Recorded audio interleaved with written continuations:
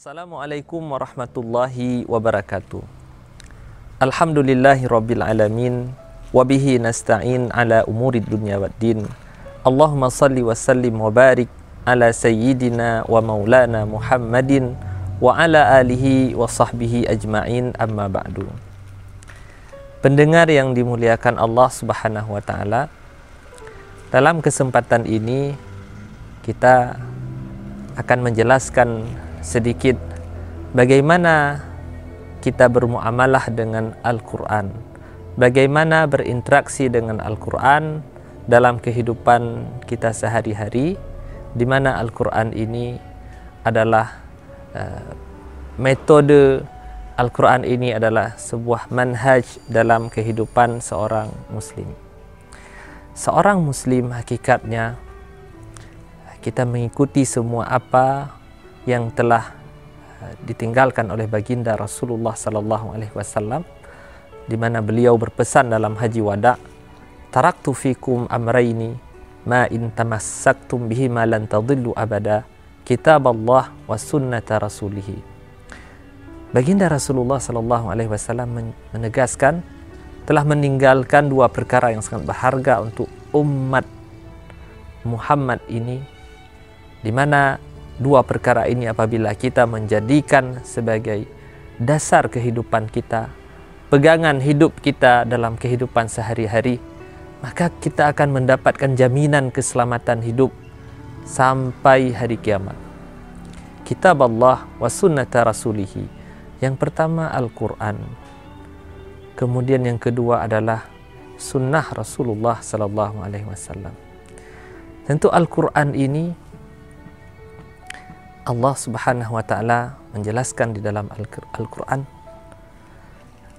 wa idza tuliyat alaihim ayatuhu zadathum imana wa ala rabbihim yatawakkalun.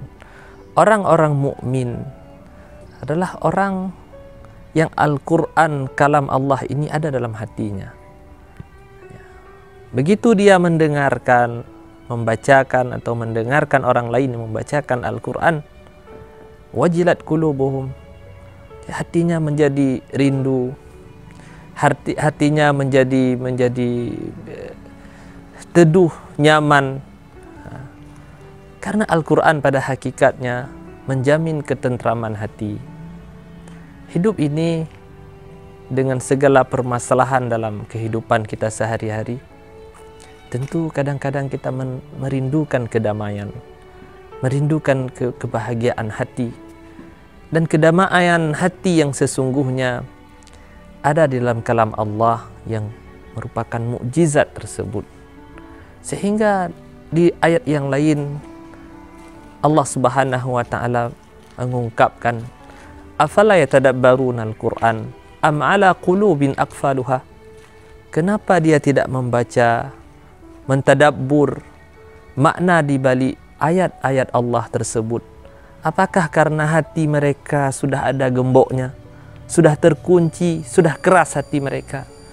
Ternyata hati yang baik ini, ya, kita mau menilai apakah hati kita masih baik atau tidak, kita bacakan Al-Quran ataupun kita dengarkan bacaan orang lain Al-Quran tersebut. Ketika kita nyaman, syahdu, tentram, itu bermakna hati kita masih baik. Sebaliknya, ketika Al-Quran dibacakan, kita tidak nyaman, bahkan kita tidak suka, berarti ada masalah dengan hati kita. Tentu dalam berinteraksi, bermuamalah dengan Al-Quran ini, tidak hanya kita membaca dengan lisan kita, kemudian kita mentadabbur makna di balik ayat-ayat tersebut. Lebih jauh dari situ kita terapkan dalam kehidupan kita sehari-hari. Kehidupan dalam hablum minallah, yaitu dalam menunaikan hak-hak Allah subhanahu wa ta'ala.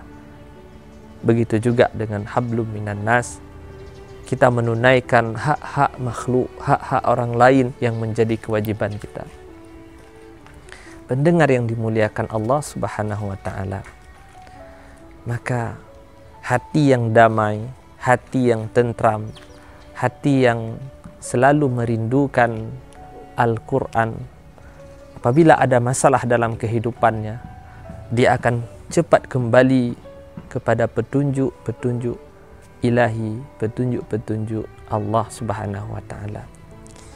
Maka jaminan kehidupannya sudah pasti, sebagaimana hadis yang kita bacakan tadi, lan tadillu abada, engkau tidak akan tersesat selama-lamanya. Hati kita ada yang membimbingnya, kehidupan kita ada yang membimbingnya ke jalan yang baik.